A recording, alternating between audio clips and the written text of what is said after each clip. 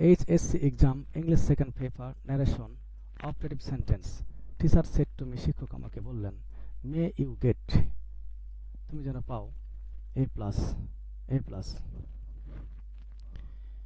Teacher wished that, শিক্ষক শুভকামনা করলেন যেন I might get, আমি পাই A plus.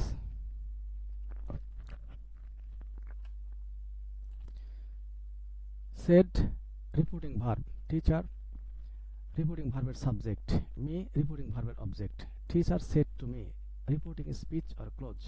May you get A plus, reported speech or clause. মে দিয়ে শুরু হয়েছে এবং শেষে full stop. Operative sentence may দিয়ে শুরু হয়ে যদি শেষে কোয়েশ্চন মার্ক বা প্রশ্নবোধক চিহ্ন থাকে তাহলে সেটি ইন্টারগেটিভ সেন্টেন্স, কিন্তু এখানে অপারেটিভ সেন্টেন্স। তাহলে ইনডিরেক্ট করার সময় টিচার সাবজেক্টে কোনো পরিবর্তন নেই, যেহেতু উইশ করা বুঝিয়েছে।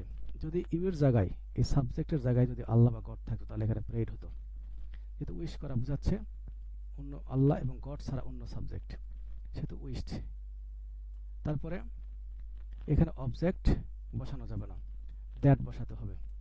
তারপরে সাবজেক্ট, সাবজেক্ট আই কিভাবে হলো? এই ইউ এর তিনটি ফর্ম হচ্ছে এই ইউ, ইউ, ইয়র, তুমি, তোমাকে, তোমার, বা আপনি, আপনাকে, আপনার, তুই, তোকে, তোর। এই ইউ হচ্ছে সাবজেক্টিভ ফর্মে আছে, এটি অবজেক্টিভ ফর্মে আছে, এটি হচ্ছে পজেসিভ ফর্মে আছে। তাহলে এই ইউটা কোন ইউ? সাবজেক্ট, তাহলে এই ইউ। তাহলে সোজা কি আছে? আই।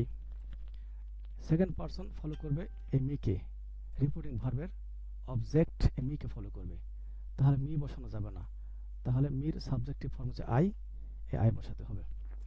তারপরে মেকে মাইট করতে হবে, মের ফিউচার ইন দ্য পাস্ট হচ্ছে মাইট।